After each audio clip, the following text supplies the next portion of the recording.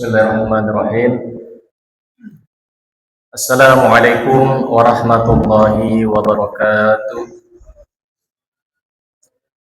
Alhamdulillah, alhamdulillahi alladzi arsala rasulahu bil huda wa dinil haqq liyudhhirahu 'ala ad-dini walau karihal kafirun walau karihal munafiqun walau karihal musyrikun.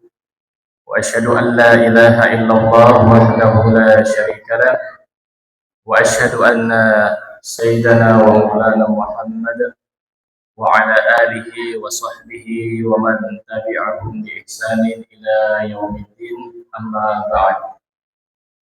Para hadirin dan hadirat jamaah salat maghrib yang semoga senantiasa dimuliakan Allah Subhanahu wa taala.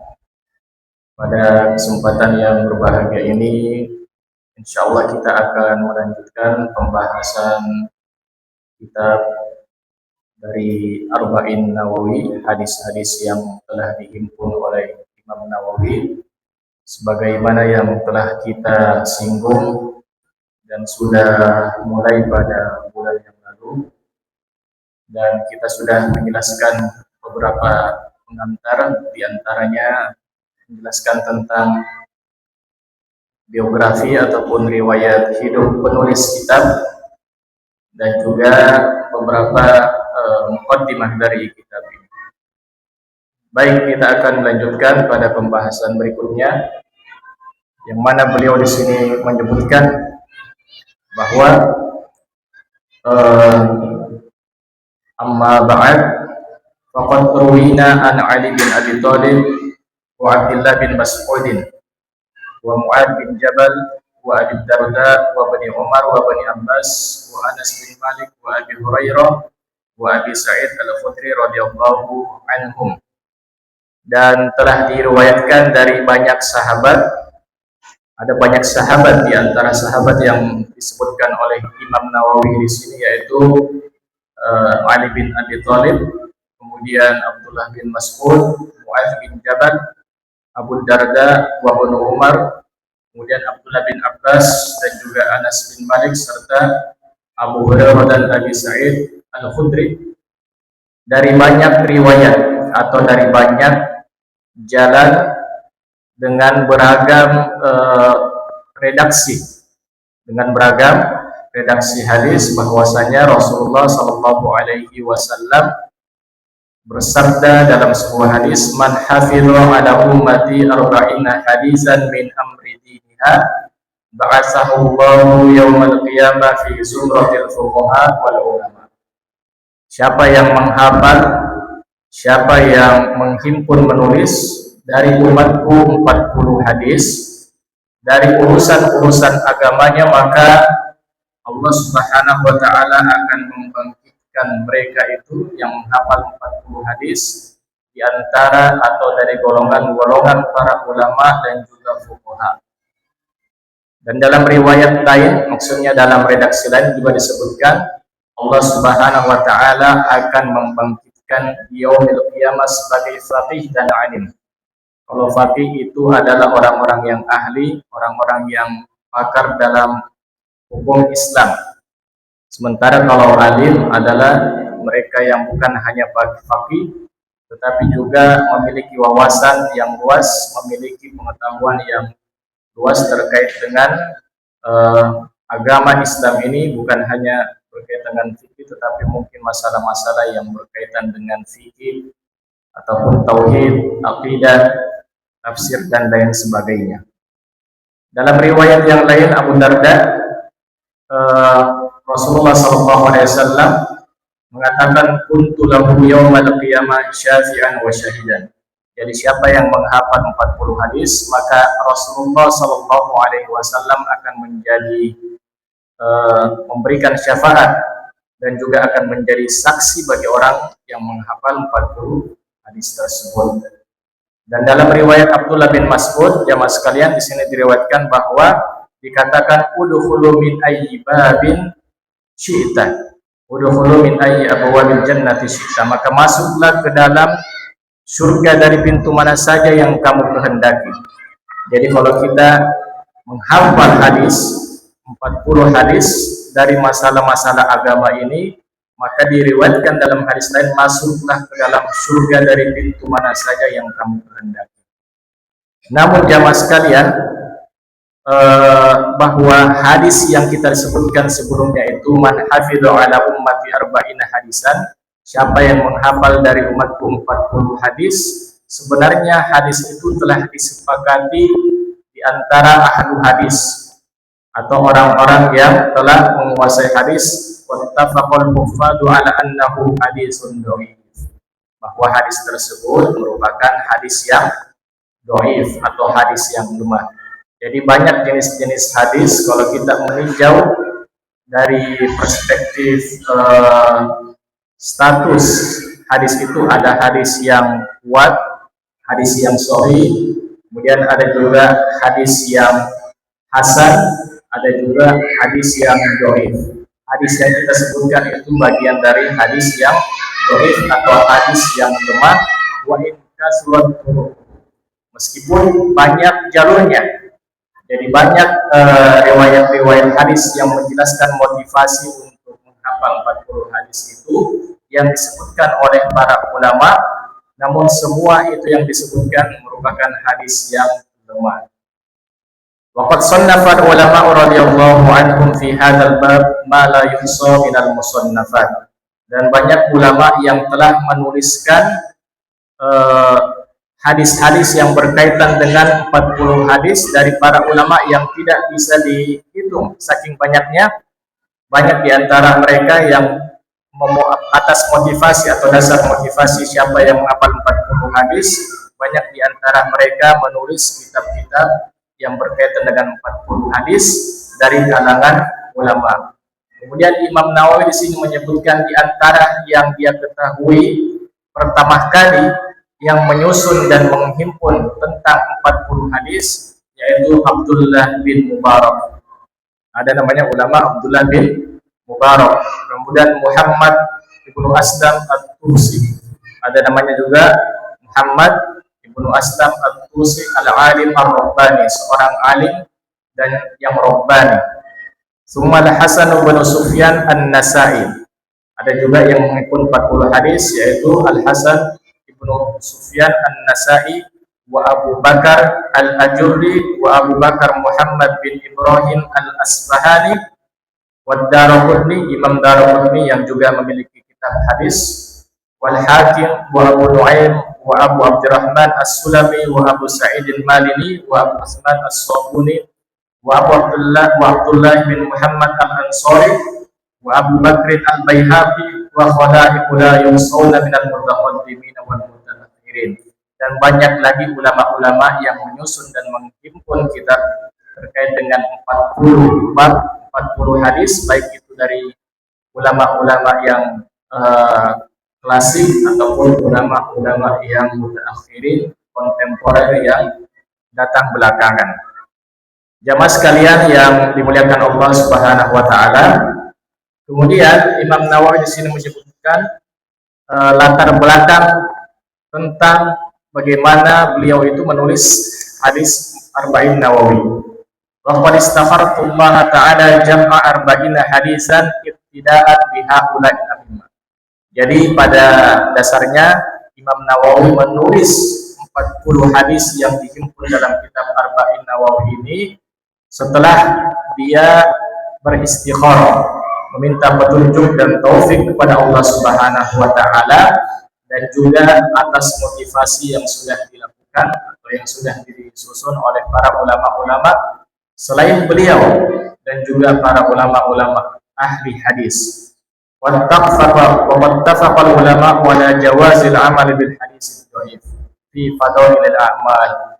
Kemudian ulama itu telah sepakat bahwa dibolehkan untuk mengamalkan hadis yang dhaif, hadis yang lemah, dengan syarat itu hanya khusus pada motivasi-motivasi atau keutamaan untuk melakukan suatu amalan. Jadi jamaah sekalian, sebenarnya di antara ulama itu juga terbagi menjadi dua terkait dengan hukum mengamalkan hadis yang dhaif. Apakah kita boleh mengamalkan hadis yang lemah atau kita dilarang untuk mengamalkan hadis yang lemah. Namun mayoritas di antara ulama yang boleh mengamalkan hadis yang lemah yaitu Imam Nawawi. Tentunya dengan berbagai syarat. Hadis yang dhaif atau yang lemah itu adalah hadis yang tidak terlalu lemah atau hadisnya tidak menyelesaikan hadis yang lebih kuat. Atau juga yang kedua, syarat yang kedua, hadis yang lemah itu dikhususkan pada masalah-masalah motivasi untuk beramal atau masalah-masalah yang berkaitan dengan keutamaan beramal, bukan pada masalah ranah akidah ataupun pada masalah-masalah yang berkaitan dengan penetapan hukum halal dan haram. Sebab kalau masalah akidah dan penetapan hukum halal dan haram itu, maka kita harus bersandar pada hadis-hadis yang sahih ataupun hadis-hadis yang hasan. Namun kemudian juga diantara syaratnya jangan sampai kita meyakini bahwa hadis dhaif itu adalah hadis yang pasti berasal dari Rasulullah Sallallahu Alaihi Wasallam. Tapi kalau hadis maudhu yang hari ini mungkin banyak kita lihat dan saksikan, yang mungkin tersebar ya di WA ataupun banyak yang mengirim hadis-hadis yang kalau keutamaannya yang sangat luar biasa, keutamaannya yang sangat tidak logis atau tidak masuk akal, bisa itu menjadi indikasi bahwa hadis tersebut adalah hadis maudhu atau hadis yang palsu. Maka kalau kita jamaah sekalian mendapatkan kiriman-kiriman terkait dengan amalan-amalan, siapa yang beramal misalnya melakukan sholat pada malam sekian-sekian, maka dia akan diampuni dosanya. Kemudian siapa yang melakukan zikir sekian-sekian, maka dia akan bla bla dan lain sebagainya. Maka kita perlu meninjau kembali apakah hadis tersebut betul-betul datang dari Rasulullah SAW ataukah hadis yang statusnya dhaif ataupun hadis yang statusnya bahkan maudhu atau palsu. Sebab Nabi SAW mengingatkan kepada kita semua, man kadzaba alayya muta'ammidan falyatabawwa maq'adahu minan nar. Ini merupakan ancaman.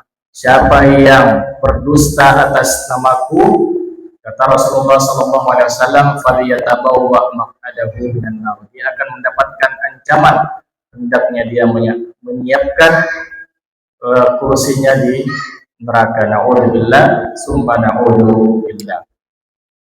Kemudian Imam Nawawi menjelaskan wa ma'a hadza falaysa i'timadi ala hadzal hadis bal ala qouli sallallahu alaihi wasallam. Sebenarnya Imam Nawawi dalam menyusun kitab Arba'in ini atau 40 hadis bukan berdasarkan hadis yang kita sebutkan sebelumnya, yaitu man hafidha ala ummati arba'ina hadisan, melainkan beliau bersandar atau menyusun hadisnya itu sesuai dengan sabda dari Nabi Sallallahu Alaihi Wasallam yang merupakan juga hadis yang sahih, hadis yang sudah disepakati keabsahannya dari ulama-ulama hadis. Di antaranya di sini, liyuballigha asy-syahidu minkumul ghaib, hendaknya di antara kalian menyampaikan ilmu atau menyampaikan hadis kepada orang-orang yang tidak hadir. Jadi kalau misalnya di antara kita Rasulullah SAW menyampaikan kepada para sahabatnya sebuah hadis, namun kalau ada yang tidak hadir, apa pesan dari Nabi SAW? Hendaknya yang hadir ini menyampaikan hadis dariku kepada yang tidak hadir. Maka atas dasar ini Imam Nawawi mengamalkan hadis ini. Beliau menyampaikan hadis-hadis dari Rasulullah SAW dalam bentuk kumpulan hadis atau dalam bentuk tulisan. Kemudian juga jamaah sekalian yang dimuliakan Allah Subhanahu wa taala, beliau mengamalkan hadis dari Rasulullah SAW yang sahih.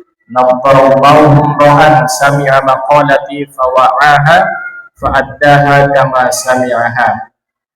Nadharallahu, Allah Subhanahu wa taala akan memberikan cahaya. Allah Subhanahu wa taala akan mencerahkan wajah orang-orang yang mendengar hadis dariku, kemudian dia menghafalnya, kemudian dia menyampaikan kepada orang lain dan juga mengamalkan untuk dirinya. Ini merupakan busyra atau kabar gembira siapa yang mendengar hadis dari Rasulullah, kemudian menghafal hadis dari Rasulullah dan juga menyampaikan kepada orang lain ataupun mengamalkan kandungan hadis, maka Allah Subhanahu wa taala akan memberikan cahaya kepada dirinya. Maka atas dua dasar hadis inilah Imam Nawawi menghimpun kitab Arba'in Nawawi. Jamaah sekalian yang dimuliakan Allah Subhanahu wa taala, kemudian di sini disebutkan bahwa di antara ulama bukan hanya Imam Nawawi yang mengumpulkan hadis-hadis yang berkaitan dengan 40 bab, tetapi banyak ulama yang mengumpulkan hadis dengan tema 40 atau dengan tema arba'in. Ada yang mengumpulkan 40 hadis pada masalah-masalah usuluddin. Usuluddin itu berkaitan dengan pokok-pokok agama. Mungkin berkaitan dengan masalah akidah atau berkaitan dengan masalah tauhid, prinsip-prinsip Islam. Ada ulama yang menghimpun 40 hadis pada bab usuluddin. Ada juga di antara mereka yang menghimpun 40 hadis dalam masalah furu' atau cabang-cabang agama. Biasanya cabang-cabang agama itu berkaitan dengan ilmu fikih ataupun selain dari prinsip Islam. Ada juga yang menghimpun 40 hadis dalam atau yang berkaitan dengan masalah jihad. Masalah jihad, ada yang berkaitan dengan masalah zuhud, yaitu tidak menggantungkan diri kepada dunia.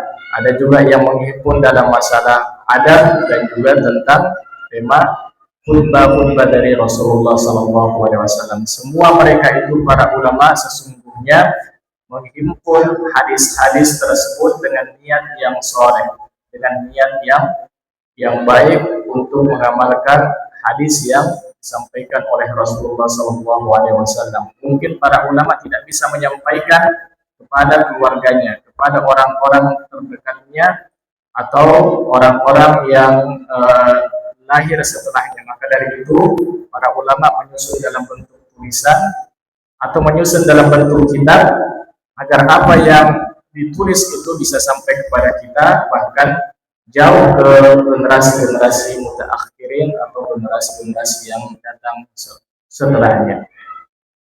Hadirin doa hadirat jamaah salat maghrib yang dimuliakan Allah Subhanahu wa taala, waqad ra'aitu jam'a arba'ina aham min hadhihi kulli. Kemudian kata Imam Nawawi, dan sungguh saya telah melihat untuk menghimpun 40 hadis itu dalam masalah-masalah pokok agama, dalam masalah-masalah yang berkaitan dengan prinsip Islam itu sangat penting dibandingkan dengan bab-bab yang dijelaskan sebelumnya. Wahia arba'una hadisan mustamilatun ala jami'i dzalika, yaitu 40 hadis yang menghimpun semua bab-bab, bukan hanya bab fikih, bukan hanya bab akidah, bukan hanya bab adab, tetapi semua bab yang menjadi poros di mana berkaitan dengan pokok-pokok Islam ataupun prinsip-prinsip agama Islam. Wa kullu haditsin minha qa'idatun 'azimatun min qa'idatin wa qad wasafahu ulama bi anna madar Islam alaihi. Dan sungguh jadi Imam Nawawi itu dalam hadis-hadis 40 yang dihimpun, beliau berusaha untuk menghimpun semua hadis-hadis yang berkaitan dengan pokok-pokok Islam, yang berkaitan dengan prinsip-prinsip agama Islam, baik itu hablum minallah yang berkaitan dengan urusan atau hubungan kita kepada Sang Pencipta Allah Subhanahu wa taala.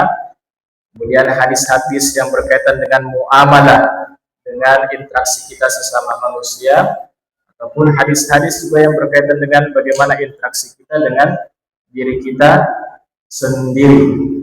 Summa altazimu fi hadhil arba'in, kemudian di antara syarat yang harus dipenuhi, beliau berusaha untuk konsisten ketika menghimpun dan menyusun 40 hadis tersebut.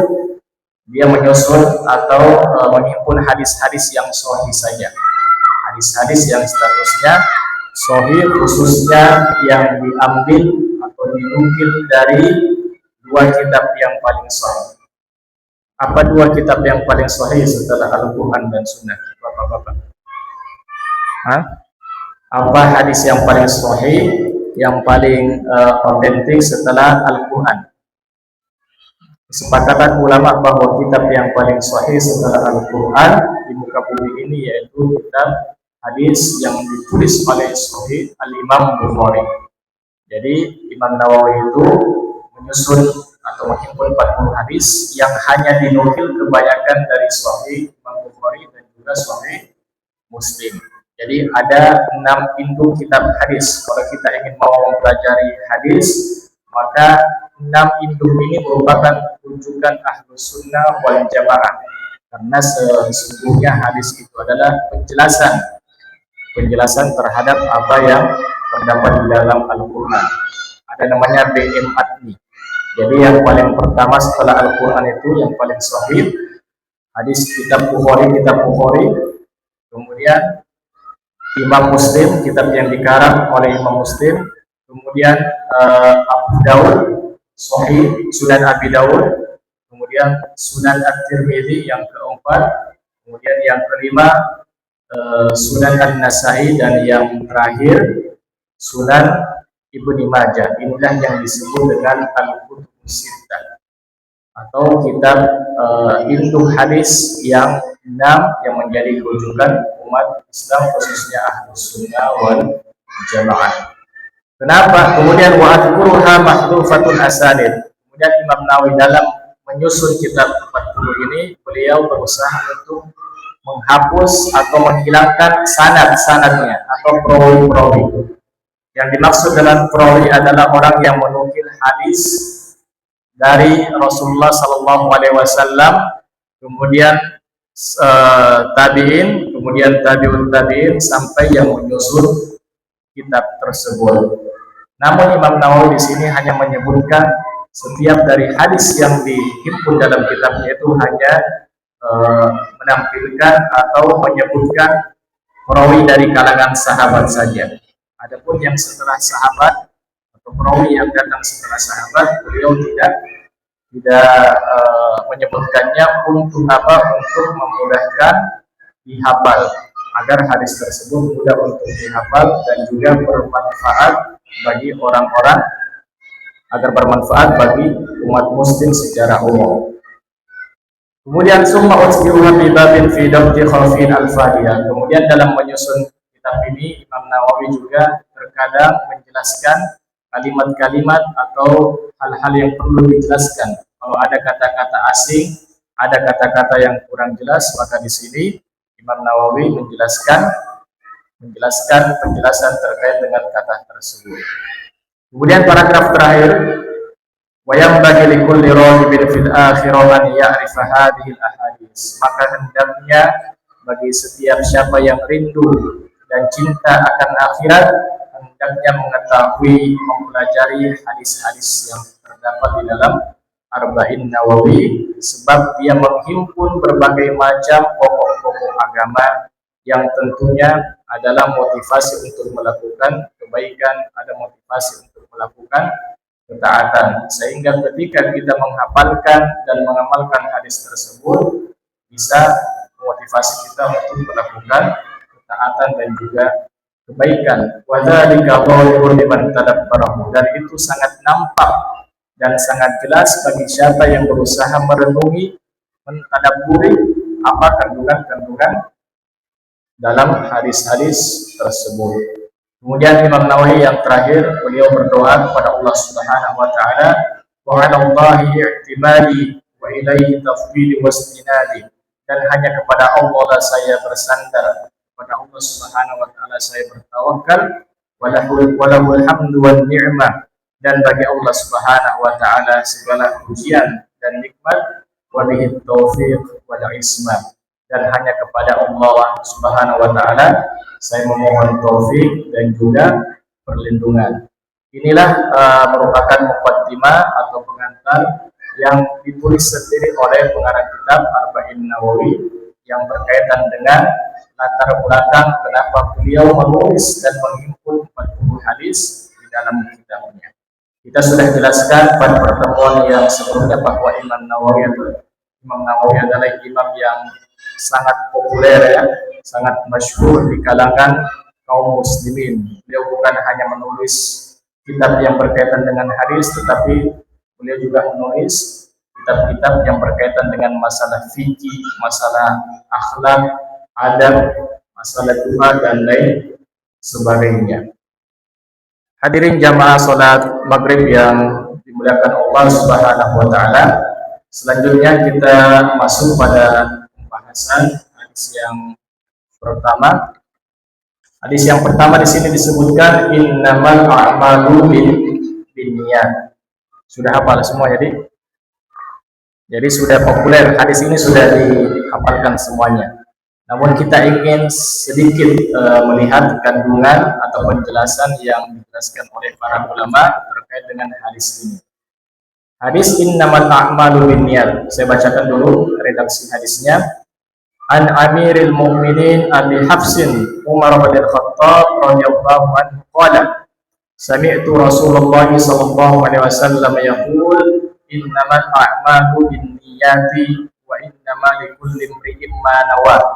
Faman kanat hijratuhu ila Allahi wa rasulihi fa hijratuhu ila Allahi wa rasulihi. Wa man kanat hijratuha lidunya yusibuha aw imra'atin yankihuha fa hijratuhu ila ma hajara ilaihi.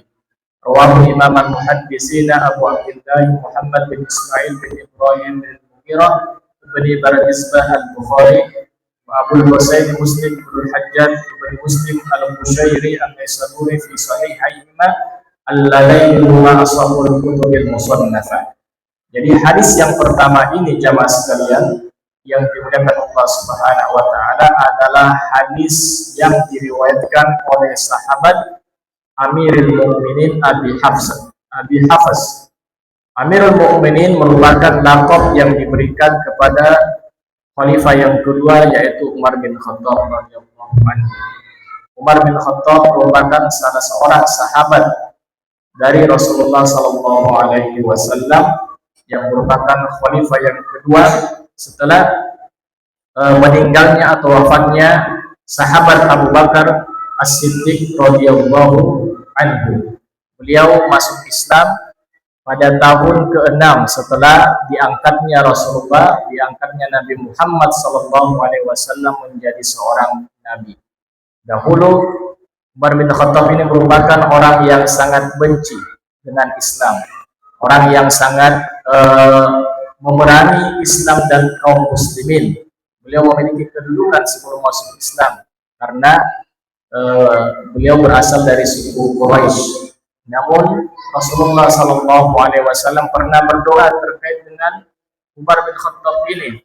Allahumma a'izzal islama bi ahadi umaraini bi ahabbi ilaika. Ya Allah, muliakanlah Islam dengan salah satu Umar. Kan ada dua Umar di zaman Nabi sallallahu alaihi wasallam. Kemudian Nabi sallallahu alaihi wasallam berdoa, ya Allah, muliakanlah Islam ini dengan salah satu Umar bin Khattab dan juga Umar bin Hisham. Umar bin Khattab adalah khalifah, sementara Umar bin Hisham ini adalah Abu Jahal. Namun ternyata Allah Subhanahu wa taala mengabulkan permohonan dari Rasulullah SAW. Ternyata yang diberikan hidayah dan petunjuk untuk masuk Islam merupakan adalah Umar bin Khattab radhiyallahu anhu. Setelah masuknya Islam semakin kuat. Islam itu semakin mulia karena Umar bin Khattab itu sangat disegani di kaumnya, bukan hanya orang-orang jahiliyah, bukan hanya orang-orang musyrik, tetapi juga orang-orang yang sudah masuk ke dalam agama Islam. Sehingga orang-orang yang tadinya takut beribadah di sekitar Ka'bah, takut beribadah di sekitar Masjidil Haram, setelah masuknya ke dalam agama Islam, maka orang-orang berbondong untuk memberanikan diri beribadah di sekitar Ka'bah ataupun Masjidil Haram. Dan kita tahu juga beliau ini wafat dalam kondisi mati syahid. Ada yang pernah mendengar kisah Umar bin Khattab meninggalnya? bisa meninggalnya atau wafatnya Umar bin Khattab. Umar bin Khattab itu pernah berdoa pada Allah Subhanahu wa taala agar diwafatkan di kota Madinah dekat dengan Rasulullah SAW, dan sehingga akhirnya Allah Subhanahu wa taala mengabulkan doanya. Ternyata Umar bin Khattab itu meninggal dengan ditikam salah satu seorang mantan budak Persia yang namanya Abu Lu'lu'ah al-Majusi. Abu Lu'lu'ah al-Majusi adalah orang yang tadinya menyembah api, karena Umar bin Khattab ini sebelum ketika dia memimpin kaum muslimin di zaman kekhilafahan Umar bin Khattab, beliau sangat banyak menaklukkan kota-kota, banyak menaklukkan wilayah-wilayah kekuasaan musuh-musuh Islam, diantaranya adalah Persia. Persia itu kalau kita lihat sekarang adalah negara Iran yang tadinya kebanyakan mereka itu beragama Majusi yang menyembah api. Maka atas dasar inilah orang-orang Persia yang tadinya beragama Majusi ini tidak senang dengan apa yang telah dilakukan oleh Umar bin Khattab. Akhirnya mereka melakukan kerjasama untuk membunuh dan menikam Umar bin Khattab. Akhirnya Abu Lu'lu'ah al-Majusi ini menikam dan membunuh Umar bin Khattab dalam kondisi saat melakukan ibadah sholat, dan akhirnya Allah Subhanahu wa taala mewafatkannya dalam kondisi mati syahid, dan saat ini diwafatkan atau dimakamkan di mana makam Umar bin Khattab? Di sebelah ya, di sebelah Abu Bakar As-Siddiq. Jadi kalau kita ke Masjid Nabawi, ada kubah hijau di situ, di bawahnya itu sebenarnya makam dari Rasulullah SAW. Di sampingnya ada makam dari Abu Bakar As-Siddiq, kemudian setelahnya makam dari Umar bin Khattab. Adapun Utsman itu dimakamkan di Baqi, di luar dari Masjidil Haram, di luar dari Masjid Nabawi. Sementara kalau Ali bin Abi Thalib itu masih diperselisihkan di mana beliau dimakamkan. Abu Hafsin, jadi beliau ini juga memiliki, Umar bin Khattab itu memiliki gelar dengan sebutan Abu Hafs. Abu Hafs itu adalah julukan dan gelar yang diberikan oleh Rasulullah SAW karena keberaniannya. Hafs memiliki makna yaitu singa. Jadi kalau kita mendengar Hafs memiliki makna yaitu singa, karena keberanian, kewibawaan, dan juga sifat yang sangat tegas dan disiplin dari sahabat Umar bin Khattab, maka Rasulullah SAW memberikan gelar dunia dengan Abu Hafs, yaitu bapaknya singa. Al-Faruq juga kita bisa mendengar dengan gelar Al-Faruq, karena Umar bin Khattab kan orang yang bisa membedakan mana yang hak dan juga mana yang batil. Bahkan para syaitan dari kalangan jin dan juga manusia sangat takut dengan Umar bin Khattab. Makanya Umar bin Khattab itu juga terkenal dengan nama Umar Al-Faruq, Umar yang membedakan mana yang hak dan juga mana yang batil. Itu sedikit riwayat dari dari rawi yang meriwayatkan hadis. Yang pertama, innamal a'malu binniyat. Jadi hadis ini merupakan hadis yang ahad. Hadis ahad itu, jadi kalau kita melihat kajian hadis, bahwa hadis itu ada dilihat dari siapa atau banyaknya yang meriwayatkan, ada dua jenis. Ada namanya hadis mutawatir. Hadis mutawatir itu adalah hadis yang mustahil orang-orang bersepakat untuk berdusta atas hadis tersebut. Jadi hadis mutawatir itu adalah hadis yang diriwayatkan oleh banyak orang, banyak sahabat, banyak tabi'in di setiap tingkatannya, yang mereka itu mustahil untuk melakukan kedustaan terhadap matan-matan hadis. Ini namanya hadis mutawatir. Adapun hadis ahad adalah hadis yang diriwayatkan pada setiap tingkatan atau pada setiap tempat. Ada yang meriwayatkan satu orang, satu sahabat, ada yang meriwayatkan dua orang. Kalau meriwayatkan, ada hadis yang diriwayatkan oleh satu sahabat, atau satu perawi dalam setiap tingkatan, itu namanya hadis gharib, hadis yang asing. Yang kedua, kategori atau bagian dari hadis ahad itu adalah hadis yang diriwayatkan oleh dua orang perawi pada setiap tingkatan, namanya hadis aziz. Hadis aziz. Kalau yang diriwayatkan lebih dari tiga orang, maka itu disebut dengan hadis masyhur atau hadis yang populer. Hadis yang pertama ini, innamal a'malu binniyat, adalah hadis infarada bihi Umar bin Khattab. Hadis yang ahad karena diriwayatkan oleh hanya satu sahabat saja, hanya satu sahabat. Jadi ketika Rasulullah SAW menyampaikan hadis ini, innamal a'malu binniyat, yang mendengar siapa? Yang mendengar hanyalah Umar bin Khattab, tidak ada sahabat-sahabat lain yang mendengar dari selain Umar bin Khattab. Oleh sebab itu, ulama menyimpulkan bahwa ini merupakan hadis ahad. Meskipun demikian, hadis ahad ini diamalkan oleh banyak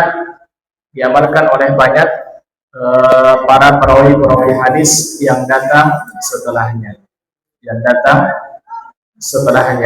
Jadi jamaah sekalian yang dimuliakan Allah Subhanahu wa taala, sebagian ulama menyebutkan bahwa bolehkah kita mengamalkan hadis ahad, yaitu hadis yang diriwayatkan oleh hanya satu orang, dua orang, atau tiga orang.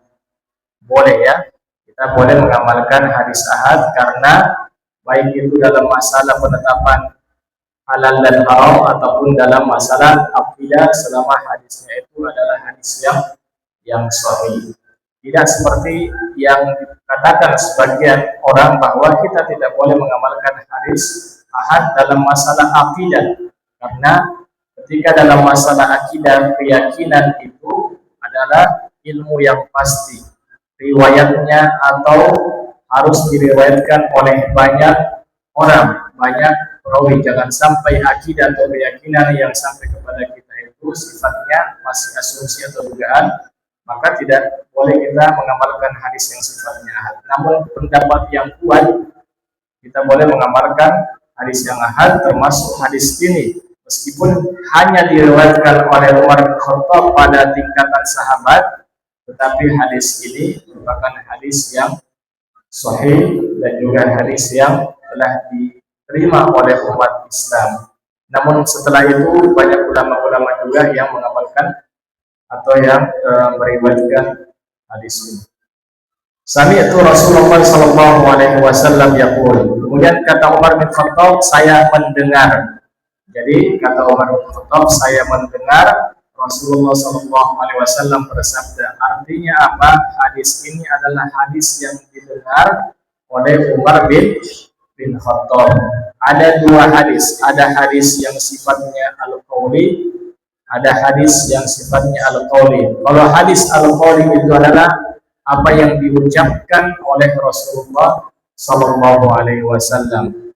Jadi kalau biasanya sahabat mengatakan sami'tu, saya mendengar, artinya hadis tersebut qauli, apa yang keluar dari lisan Rasulullah sallallahu alaihi wasallam. Tetapi ketika ada sahabat mengatakan ra'aitu Rasulullah, saya melihat Rasulullah sallallahu alaihi wasallam melaksanakan ini dan itu, saya melihat Rasulullah melakukan salat ini dan itu namanya hadis fi'li atau hadis yang dilakukan oleh Rasulullah sallallahu alaihi wasallam. Itulah sebabnya kenapa banyak perbedaan pendapat, karena terkadang sahabat itu berbeda-beda dalam menyimpulkan sebuah hadis. Ada yang melihatnya dari jauh, ada yang melihatnya dari dekat, ada yang melihatnya dari tempat yang berbeda, maka sehingga timbullah perbedaan pendapat di antara para sahabat. Namun hadis ini adalah hadis qauli, apa yang diucapkan oleh Rasulullah SAW atau apa yang keluar dari lisan SAW. Beliau sebagai contoh, kalau hadis fi'li itu karena Rasulullah SAW yashrabu qa'iman. Misalnya, saya pernah melihat Rasulullah SAW itu minum dalam keadaan berdiri. Siapa yang melihat? Yang melihat Yang melihat adalah sahabat. Ini adalah hadis yang sifatnya perbuatan Nabi Shallallahu Alaihi Wasallam. Kalau hadis qauli atau hadis yang dikatakan oleh Nabi seperti contohnya sallu kama ra'aitumuni usolli, misalnya salatlah kalian sebagaimana kalian melihat aku salat. Maka sama dengan hadis ini ketika Nabi Shallallahu Alaihi Wasallam bersabda innamal a'malu binniyat, sesungguhnya amalan itu tergantung dari niatnya. Sesungguhnya amalan itu tergantung dari niatnya. Ini merupakan ucapan dari Rasulullah Shallallahu Alaihi Wasallam. Bisa ada berapa menit? Lanjut, lanjut ya.